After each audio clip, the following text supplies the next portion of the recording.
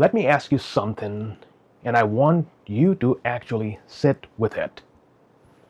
Is there something you have been putting it off?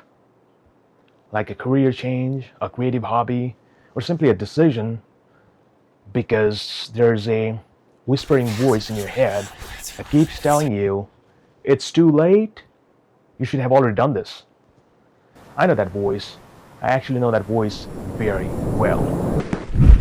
I turned 35 last year, and if I'm being completely honest with you, there was a long stretch of my life where I genuinely believed that I had messed up the timing of the things. Like I had missed the invisible train while everybody else were already at the destination.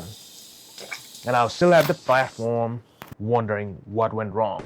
This video is for anyone who has ever felt that way, and I think by the end of it, I can show you why that voice, that it's too late voice, is not just wrong, but it is one of the most dangerous lies we keep telling ourselves.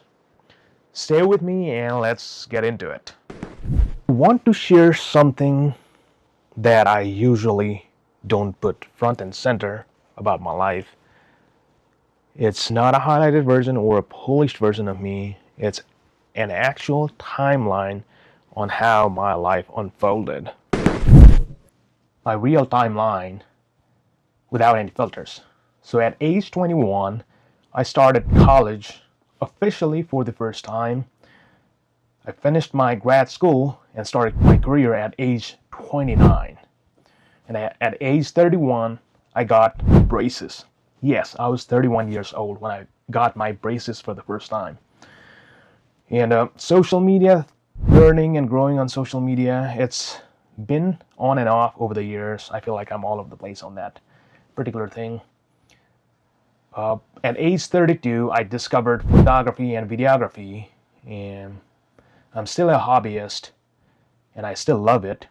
By the time most people I knew had finished their undergrad, I hadn't officially started yet. By the time my peers were celebrating career milestones, I was still in school. By the time the others had found their creative passions, I was still searching for mine. And for a long time, longer than I would like to admit, it felt like, or that gap felt like a personal failure. Like I was reading the same book as everyone else, but I was 5 chapters behind and the library is about to close. Does that sound familiar to you? Here's the thing I want to dig into, because this isn't just me feeling behind. This is a deeply rooted culture problem. We're all raised, you and I both, raised with this unspoken blueprint of how or for how life is supposed to go. Like finish high school by 18, graduate by 22, get started your career by 23, settle in by 25, have it all figured out by 30, so on and so forth. It didn't come from some sort of universal law or science or psychology.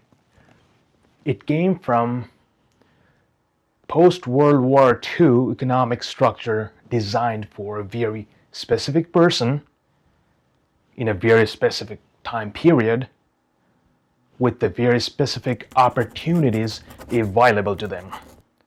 The blueprint was never designed for everyone, but then it was handed down to all of us like it was the gospel. And social media has made it 1,000 times worse, because now you're not just comparing yourself with the folks in the neighborhood or school, but you're comparing with the curated, filtered, highlighted real version of millions around the world who are just showing their wins, their launches, their I did it at 24 moments, and you're watching that at midnight wondering why you haven't done the thing yet. That comparison was never fair.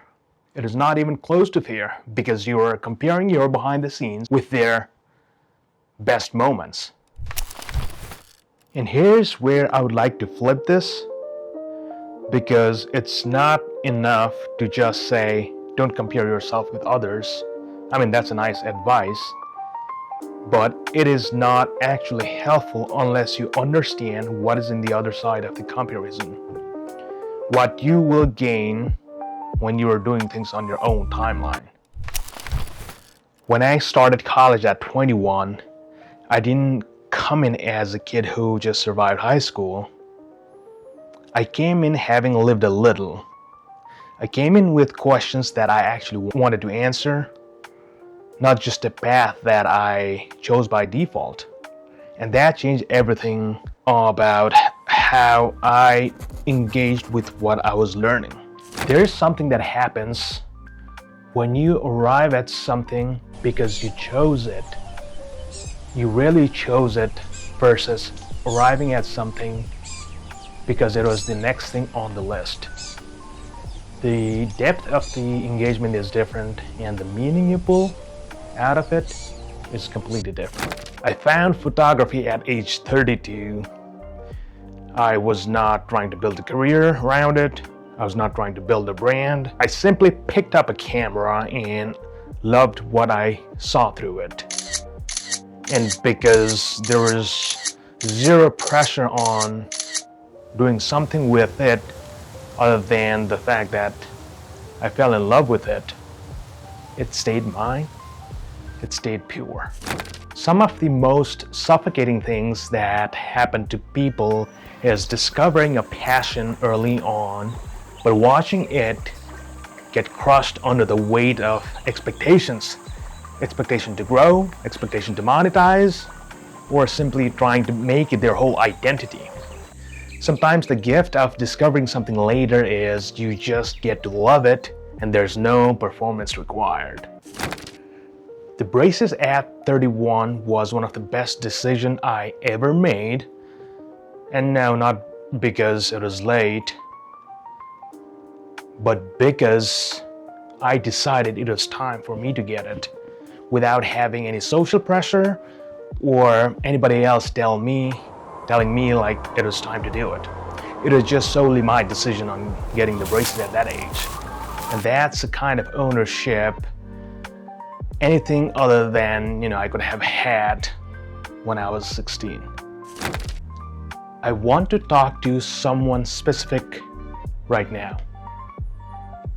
Maybe it's you, maybe it's not, but if it is, I want you to know that I see you.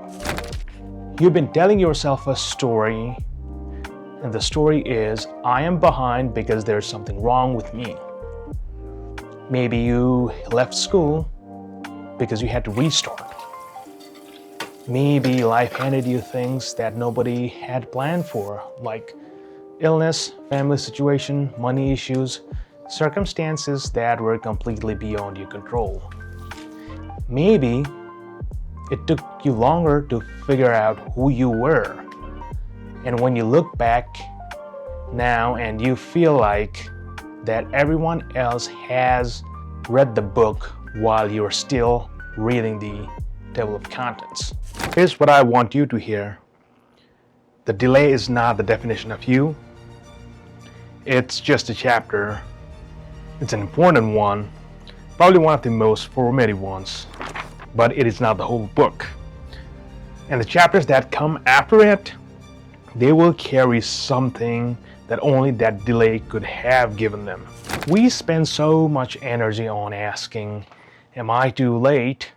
But then we forget to ask, too late for what exactly? Too late for whose version of the story? The version that was written for someone else's circumstances, someone else's advantages, someone else's life? Your path is not a deviation from the correct path. It is the correct path for you because it's yours. So here's the thing that I need you to take away from this. We talk about being behind as if there is a finish line that some people have crossed while others have not reached yet. But life is not a race to the finish line and one clock. It's more like everyone is running their own course in completely different weather with a completely different shoes on. Embrace your unique journey, not as a consolation prize for missing the right timeline, but because the journey, the entire thing, the whole thing, the delays, the detours, the moments that were unexpected, but you went through it and found something that you weren't able looking for, that makes you you. That's what makes it unique, and no one can replicate that. And it is not silver lining, it is the whole point.